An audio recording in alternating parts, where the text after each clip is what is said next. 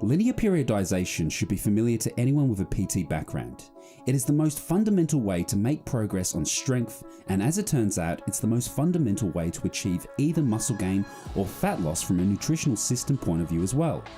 As the name suggests, linear periodization slowly ramps up or down calories over time to overcome the eventual metabolic adaptations our clients are likely to encounter along the way. Let's say you have a fat loss client. A typical approach would be to program them at a 20% deficit or 80% of TDEE for weeks 1 and 2, then drop down to 25% or 75% of TDEE deficit for weeks 3 and 4, followed by 30% or 70% of TDEE for weeks 5 to 6, and finally 35% or 65% of TDEE for weeks 6 to 8. Every 2 weeks, we drop the target weekly calories to ensure we are overcoming any reduction in overall metabolism that's sure to come along for the ride as we spend more and more time in a deficit. The biggest advantage of this approach is that it's dead simple.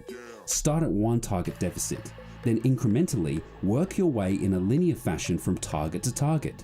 It's also effective at overcoming the inevitable metabolic adaptations that go along with fat loss. But, like all interventions of this sort, it also has some downsides.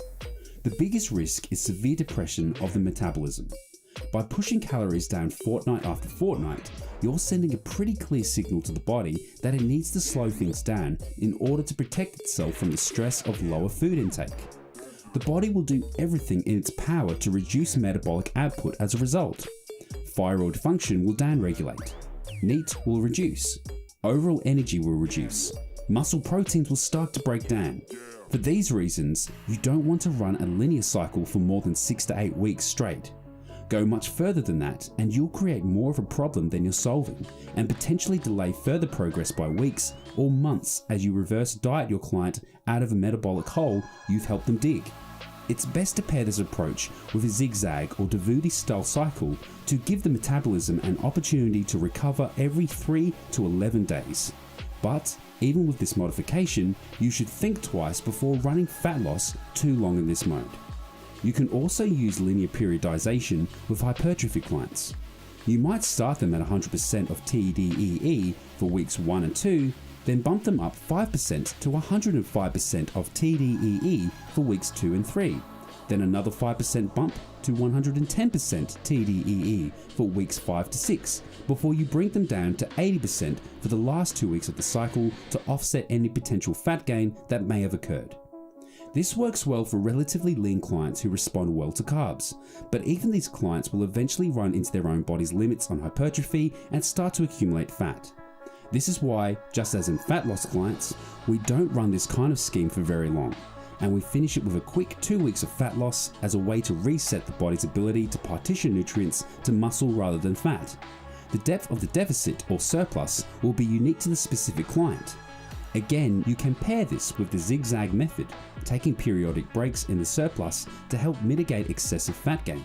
But you'll want to pair the linear system with other approaches in this module over the long term rather than relying on linear exclusively.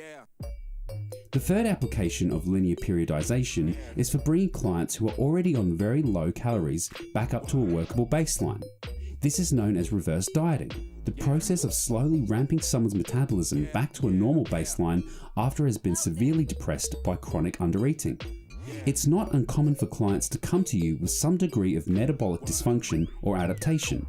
By sticking to an aggressive deficit for too long, the body has no choice but to downregulate thyroid function, thereby reducing basal metabolic rate, as well as dramatically reducing energy expenditure for both exercise and NEAT.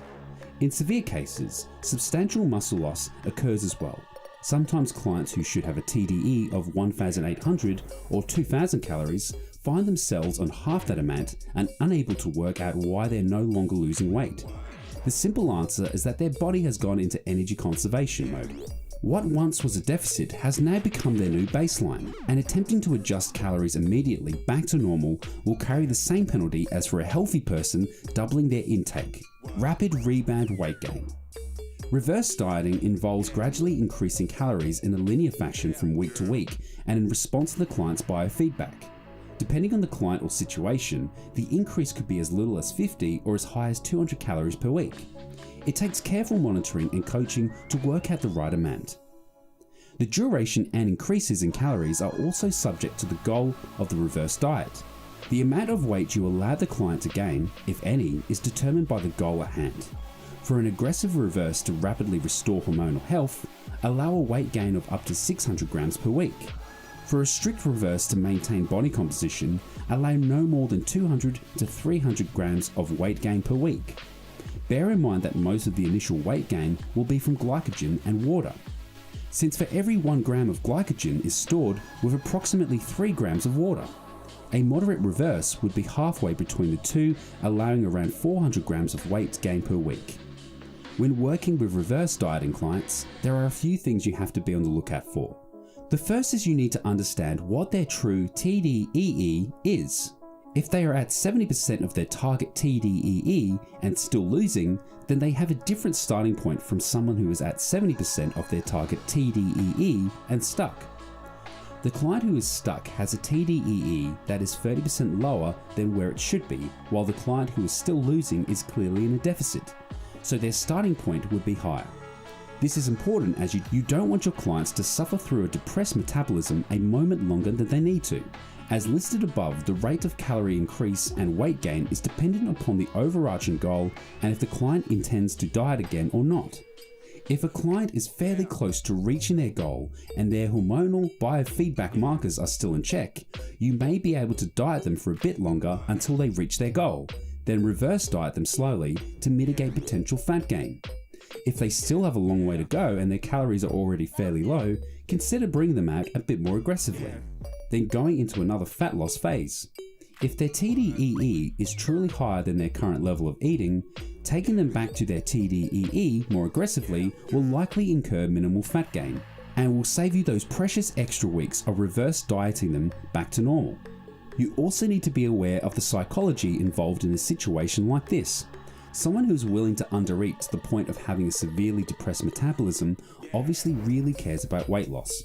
They may be genuinely afraid of eating more calories, thinking that they'll suddenly gain back all the fat that they've just suffered so much to get rid of.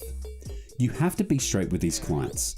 The best way to avoid rebound weight gain is to move very slowly and methodically, and like anything, moving slowly takes patience and discipline, and quite frankly, it can suck.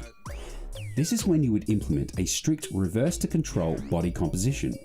You have to be honest with them because the journey will be long and difficult, and you don't want to have them thinking it's just a few weeks and they'll be all better, only to find out it takes months to get them to where they want to be. Be honest about the journey and set reasonable expectations. You may also need to shift their focus and expectations a bit. A reverse diet is like a hypertrophy diet in the sense that you're taking your client into a calorie surplus, at least until their metabolism has recovered. The easiest way to accelerate your way through the reverse diet is to treat it like a hypertrophy phase. If you can, get your client excited about the prospect of putting on muscle. Yes, they may gain some scale weight, but the added muscle they'll gain will help them strip away fat faster once their metabolism is recovered. Plus, they'll be in a better looking shape and feeling much better and stronger at the end. If you can get your client on board with this approach, you can help them get their mind off chasing a number on the scale and instead chasing bigger numbers on the bar. Before you know it, the small increases in food no longer induce anxiety, but rather the client will be excited for them because they know they come with increased work capacity and better performance in the gym. Biofeedback during a reverse diet is your best friend. You'll want to use it to fine-tune your approach. Sometimes you'll be able to accelerate. If your client's taking well to the increase in calories, they are doing well in the gym, and they are not gaining any body fat, you might want to step on the gas a little so that they can get back to the baseline and therefore homeostasis sooner. On the other hand, if their metabolism is a bit slower to recover, you may start to notice increases in body fat. In these cases, you'll need to manage energy balance so that their weight can stabilize. It's always better to train on more calories than to be sedentary on very few calories. So if your client has been sedentary, make small bumps in energy intake along with increases in energy expenditure, such as increasing steps or lifts. One final thing to be on the lookout for is your exercise selection during a reverse diet. You want sufficient training stimulus to trigger muscle protein synthesis, but you don't want to accumulate too much stress, as these clients have often already put their bodies through enough getting into the state you find them in.